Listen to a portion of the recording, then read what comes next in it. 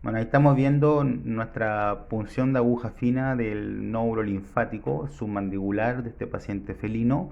Hay que recordar que una citología de un ganglio normal está principalmente formada por linfocitos maduros en un porcentaje de un 75 a un 95%, muy pocos linfoblastos, generalmente bajo un 5%, al igual que la cantidad de células plasmáticas, 5%, menos de un 5%, y algunas y otras células de carácter inflamatorias como neutrófilos, macrófagos, eosinófilos, pero muy bajo porcentaje.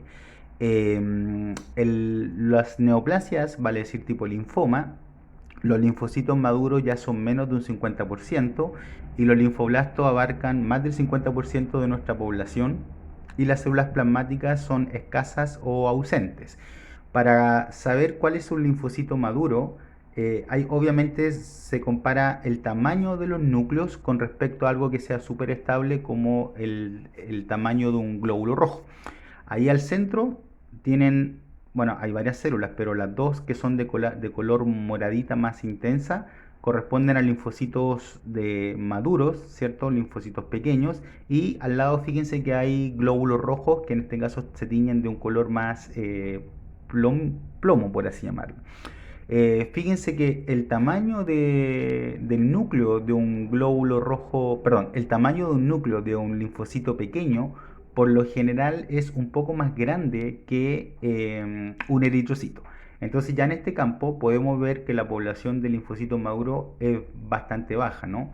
El resto de las células que están representadas ahí son células inmaduras y obviamente dentro de la citología de un linfonódulo según la forma del núcleo, el número y la distribución de los nucleolos, la intensidad de la basofilia del citoplasma, la presencia o ausencia de vacuola, eh, puede a uno clasificar esas células inmaduras como centrocitos, centroblastos o incluso inmunoblastos, que son células muy grandes que tienen un nucleolo casi del porte de un glóbulo rojo. Pero en general uno habla de linfoblastos en una citología general. Entonces vamos a empezar a recorrer nuestra citología y bueno, fíjense que llama la atención entonces la alta cantidad de células inmaduras, linfoides, que están conformando esta citología. Vamos a ver si encontramos alguna célula con características específicas. Bueno, ahí aparecen igual en el centro dos neutrófilos, ¿ya? Que pueden aparecer. Por lo general son muy escasos en una citología de un linfosarcoma o un linfoma, salvo que esté con un patrón inflamatorio mixto o que haya una necrosis también del linfonódulo. En el caso de una linfodenopatía reactiva, secundaria a proceso infeccioso e inflamatorio, generalmente los linfocitos maduros siguen siendo como lo predominante, pero ya no un 80 o un 90%, pero pueden llegar a un 50% dentro de la población total. Los linfoblastos, que son bastante escasos en el linfonodo normal, menos del 5%, pueden subir a un 10 a un 25%. Y las células plasmáticas, la verdad que pueden subir y también más allá de lo normal es que sean menos del 5%, pueden subir a más de un 5%, incluso llegando a un 10%, e incluso observando en esta citología células de MOT, que son estas células, eh, ¿cómo se llama? Estas células, esto inmunocito, ¿cierto? Estos plasmocitos con vacuolas en el citoplasma. Y cuando las vacuolas están en todo el citoplasma es lo que se denominan las células de MOT.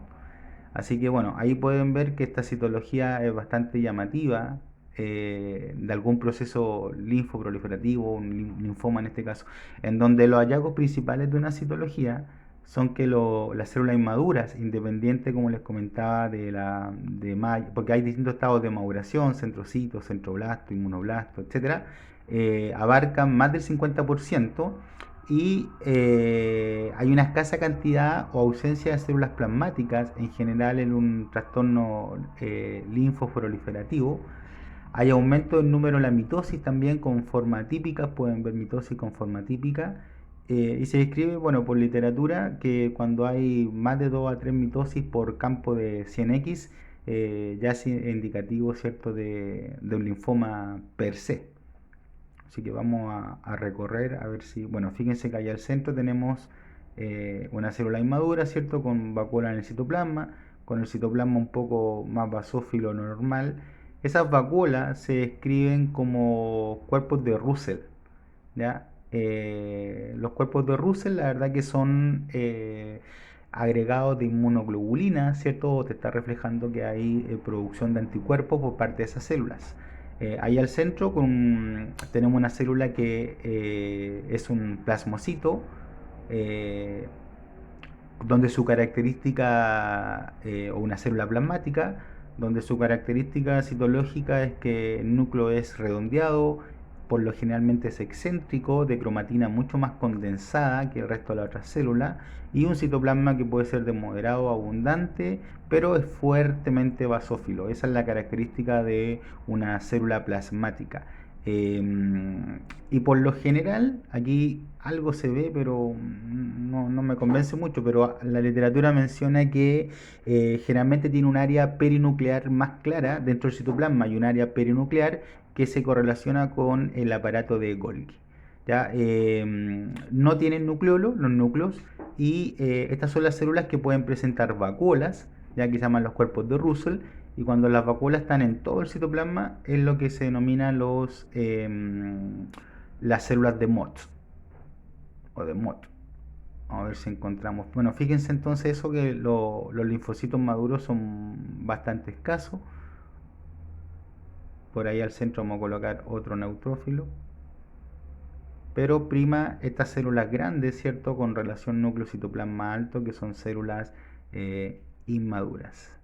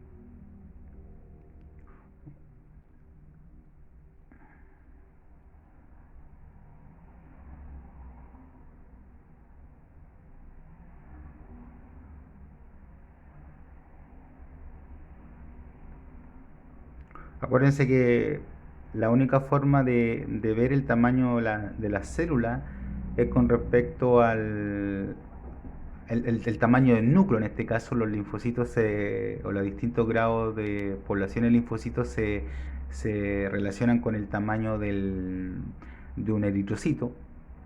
Generalmente un linfoblasto, ¿cierto? El núcleo es 2 a 4 veces el tamaño de un eritrocito, un glóbulo rojo. Y obviamente va a depender del tipo de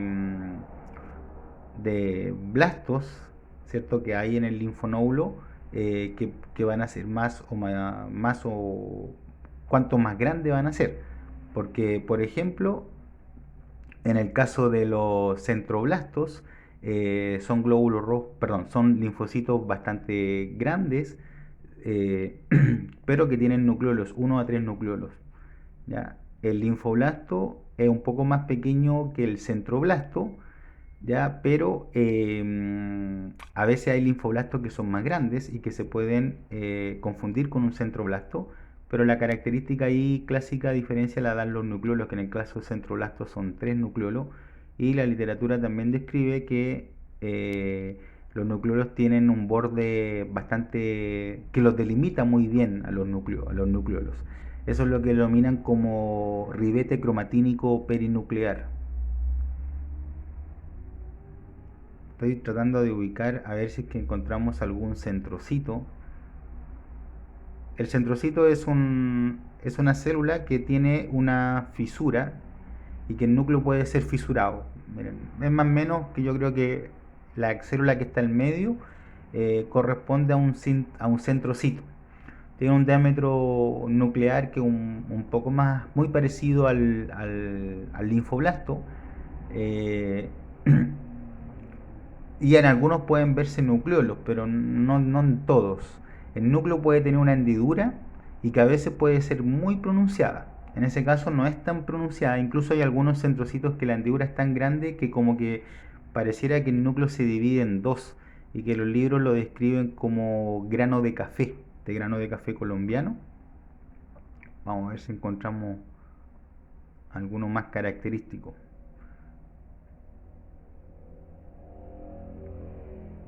Ya, pero igual fíjense la población de linfocitos maduros que es bastante pequeña. Obviamente aquí estamos lejos de la que es la arquitectura normal de un linfonódulo.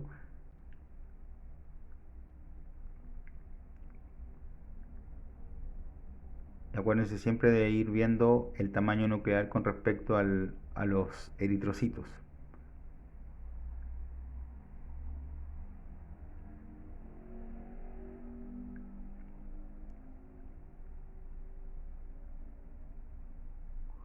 No tenemos muchas células plasmáticas, más allá de las, me parece que mencionamos algunas en el camino, y eso también es bien, se correlaciona bien, digamos, citológicamente con algún proceso neoplásico, no con un linfonódulo reactivo, digamos. Si fuera un linfonódulo reactivo, la verdad que la cantidad de células plasmáticas debiera aumentar por arriba de un 5%, y los linfoblastos, si bien aumentan en un proceso reactivo, no son tantos, llegan a un 20, máximo un 25% del total de las células.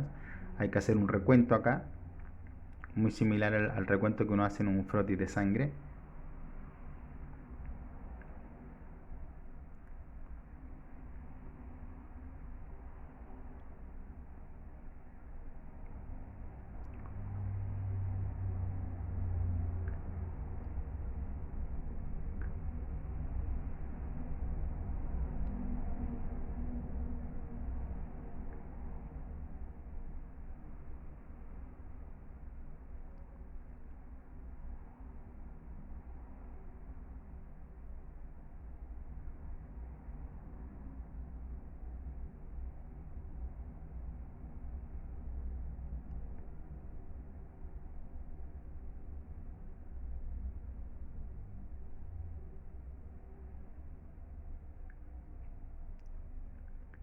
Bueno, fíjense esa, de nuevo ahí por si, creo que aquí se ve mejor. Esa célula inmadura, ¿cierto? Que es del origen linfoide, obviamente, y que tiene esas vacuolas en el citoplasma, ¿cierto? Eso es lo que son las vacuolas o cuerpos de Russell.